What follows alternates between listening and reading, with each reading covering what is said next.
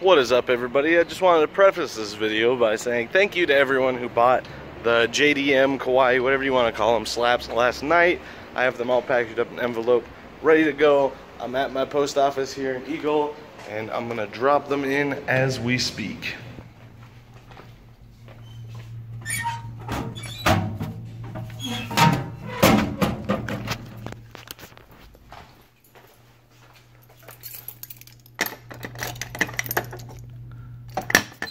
Alright, as you guys are aware, that's my P.O. Box number, 2041. The full address is in the description if you feel like sending me something.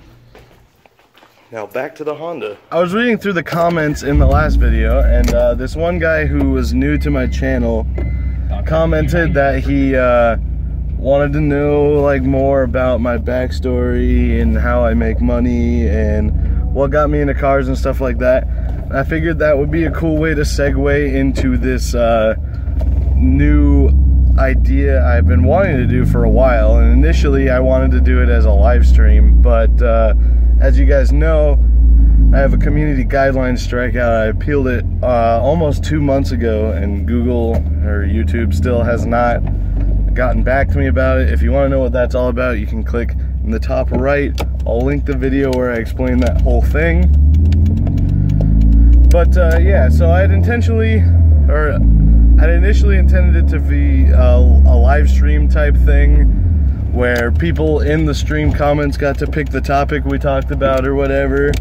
But since this guy's comment was a good segue into it anyway, I decided we'd seize the opportunity. So I apologize for the camera mounting position, but I forgot my window mounting thing for my phone, so it's just sitting on my dash. So when I turn, the steering wheel is going to go in front of my face, unfortunately, but that's how it's going to have to be. So we'll start off with the obvious one, since everyone, well, not everyone, there's a select few people who like to talk about it a lot and talk, you know, whatever. So that is my finances. So obviously one of the big situations, one of the big sources of income is YouTube, which if you're watching this video and you don't have ad block on, thank you very much. You're supporting the channel. But as some people know and a lot of other people don't, my other source of income is my vinyl company. I own a company called Cursed Vinyls. CursedForever.com is the website for that. I sell stickers. I make custom stickers. Primarily the pre-made or pre-designed ones are sold to you guys or subscribers of my YouTube channel or anyone who happens to stumble across the website. My biggest income source as far as locally goes is making custom, like I make decals for the sides of business vehicles or for businesses front glass, and you know, like store hours and business names and phone numbers and stuff like that. So yeah, that's my I won't say primary source of income, because it's actually pretty balanced between YouTube and vinyl. I'm not gonna say exactly how much I make, but I can tell you that I now make more money than I ever did working for someone else. And that's not saying a whole lot, because my last job was for Old Navy, working 20 to 30 hours a week. So you can kind of get an idea of how much money I make if you want to put that together. Do the math yourself or whatever. I'm gonna roll this window up.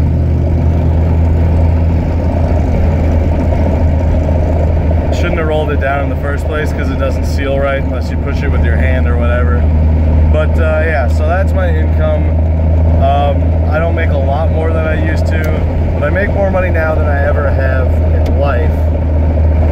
However, that's not to say that, one, it's a lot of money, but it's not to say that I can spend all of it on building cars. I have a lot of bills to take care of. I've explained this in another video previously as well, but we might as well delve into it. When I graduated high school, I got accepted into the college I wanted to get accepted to, Wichita State University of Engineering in Wichita, Kansas. I was going there for aerospace engineering, and after room and board and like food pass and tuition and everything, it was about $26,000 a semester. And I was there for one semester because halfway through the semester I got a notification from the people who were giving me private student loans that my credit score had dropped because I took out my federal student loans. And because my federal student loans dropped my credit score, they withdrew my private student loans. So I was left with about $13,000 in debt that wasn't covered by student loans to Wichita State University. So at the end of the semester, they basically told me, well, I had gotten some of it taken care of, but at the end of the semester, I had, I think, $8,000 still due to the university, plus whatever I took out for my federal student loans. And they basically told me that I had 2 weeks to pay off the $8,000 or $8,300 or whatever, or I was getting kicked out and couldn't live on campus anymore. I had to find my own thing. So obviously, if I was making $4 grand a week, I wouldn't have been going to college in the first place. I didn't have it. No one wanted to give me a loan, so that's not to talk trash on my parents or anything, but my parents' credit score at the time was worse than mine, so having them co-sign wasn't going to help anything. So yeah, long story short, I got kicked out of Wichita State, combined owing about $14,000 to the university itself, which after that 2 weeks expired, they didn't give me an opportunity for a payment plan. They didn't give me an opportunity to set up anything really. They just sent me straight to debt collection, which hurt my credit score even more. And after that, so yeah, anyway, sorry, I came back to Idaho with about $14,000 in debt, $8,000 of which was in debt collection. So when I moved back to Boise, that's when I decided to sell my Audi because I wanted another old Volkswagen really bad, and I wanted an opportunity to pay down some of that debt. So I sold my Audi, bought my Volkswagen Rabbit. And that's where my YouTube channel started, and that's kind of an interesting thing to get into as well, because Brock, my little brother, was the one who introduced me to Mighty Car Mods.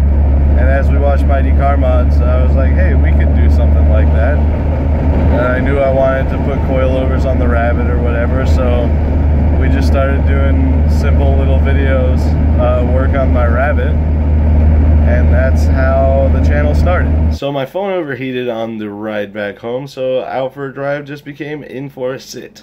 But I figured I'd finish off where I was going. So you want to know what got me into cars and how I got started working on them. My first car was a 1986 Volkswagen Golf Mark II 8-valve. Thing was a complete pile of trash. I paid $500 for it and traded a guitar as well. Way too much money for that car to even be considered valued at. But anyway, so that car had a lot wrong with it, but I did not really know a lot about cars. Still didn't really know a lot about cars until more recently. Yeah, I had some stuff done to it because actually the motor mount itself was bad, but also the bracket that the motor mount mounted to hold the engine in the car was broken off the subframe. So I had someone do that for me. Like, I swapped the interior in it, I plastic dipped it, and like did all that basic stuff. But I didn't really start getting into really technical stuff on cars until I started my YouTube channel. Like when we did that first Volvo 240, the white one, when I blew the engine 5 days after I got it. None of us had ever pulled an engine out of a car before. That was our first time ever, and we pulled it out. Ross and I did a slight rebuild, kinda, on an engine I bought off Craigslist, who I got from, who's now my friend Josh, with the Turbo LS Volvo.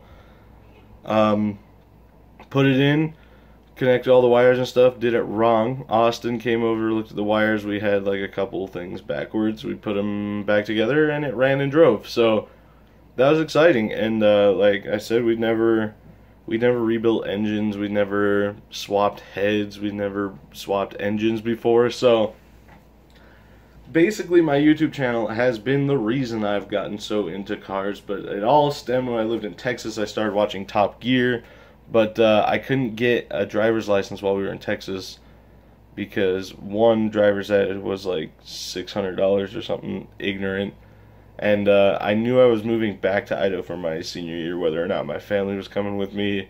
They told me it wasn't going to happen, but I was just going to make sure I got it the way I wanted. But we actually ended up having the opportunity to move back to Idaho. So my senior year was here. In Idaho, once you're 17, you can just go in and take the tests and stuff. And because I never took driver's ed, and I just went and got my driver's license after I turned 18, and that was when I got my first car. But I had been into cars since I was probably 16, just never really had the opportunity to drive them. Well, I'll say longer than that, but I really got into them when I started watching Top Gear, and Wheeler Dealers especially was a big one for me. Another big influence for the YouTube channel.